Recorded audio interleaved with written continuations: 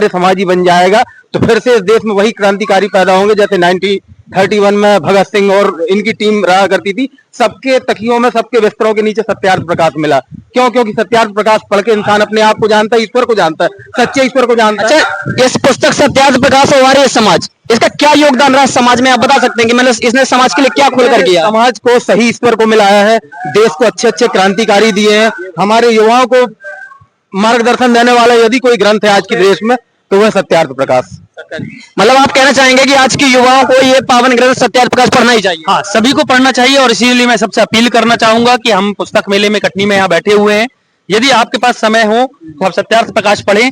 और इसी चीज को, इसी क्लिष्टता को खत्म करते हुए हमारे जो संपादक महोदय थे उन्होंने सत्यार्थ प्रकाश का हिंदी स्वरूप और बाल सत्यार्थ प्रकाश के रूप में निकाला कि सरलतम भाषा में, जिसको कई बार ऐसा होता है कि संस्कृत क्लिष्ट लगती है, ताकि आपको संस्कृत क्लिष्ट न लगे और आप इस बाल सत्यार्थ प्रकाश को पहले लें, इसको पढ़ें और समझें, धर्म का वास्तविक स्वरूप समझें, निज धर्म का वास्तविक स्वरूप समझें, राष्ट्र धर्म का वास्तविक स्वरूप समझें, पूजन विधि समझें और सारी चीजें समझें। और मैं एक बार और फिर से आपसे कह देना चाहता हूं कि हम किसी का खंडन नहीं करते। ये बिल्कुल वैसा ही है कि अगर मेरा भाई गलत रास्ते पे चलेगा तो मैं उसे सुधारूंगा, और उसे सुधारना खंडन नहीं होता। इसलिए हम समाज में किसी का खंडन नहीं करते। जैसे कि सर आप ये जानते होंगे कि परमात्मा ने सभी को समान नहीं बनाया, है ना?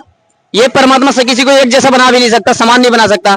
तो फिर आर्य समाज इस बात के पीछे क्यों पड़ा कि सब ब्राह्मण हो सकते हैं, सब क्षत्रिय हो सकते हैं? ये कौन सी बात है? देखिए, मैं आपको बता दूं, आप अगर थोड़ा भी जानकार होंगे, थोड़ा भी आप स्वाध्याय करते होंगे तो आपने एक श्लोक सुना होगा। मैं उसको एक पंक्ति बता देता हूँ कि जन्मना जायते शूद्रा, और आपने देखा होगा संस्कार जो जी।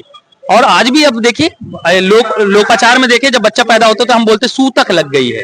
भाई खुशी में सूतक कैसे लगी? तो स्वाभाविक सी बात है, सूतक का अर्थ यही है कि एक शूद्र व्यक्ति ने जन्म लिया जिसे हम पढ़ाकर संस्कार दे के विप्र बनाएंगे, आर्य बनाएंगे।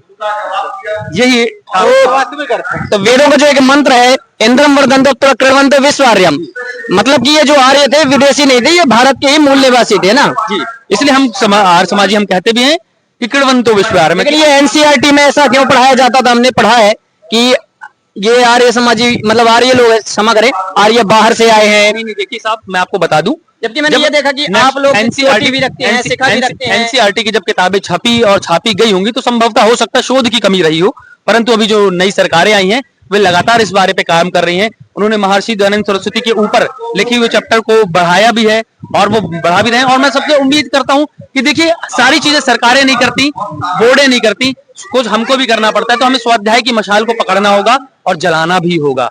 याद रखिए कि जब दिया जलता है तो पहले बाती ही जलती है और दिया गर्म होता है, तो वैसे ही आपको बाती की तरह जलना पड़ेगा और जलने के लिए आपको स्वाध्याय रूपी तेल डालना पड़ेगा। जितना ज्यादा आप स्वाध्याय करेंगे। तो सर, ये आर्य समाज और हिंदुओं में मतलब ऐसी कौन सी आप सिमिलरिटी देखते हैं कि नहीं जो आपको एक सा बनाती है और जो आपको एक सा नहीं बनाती है?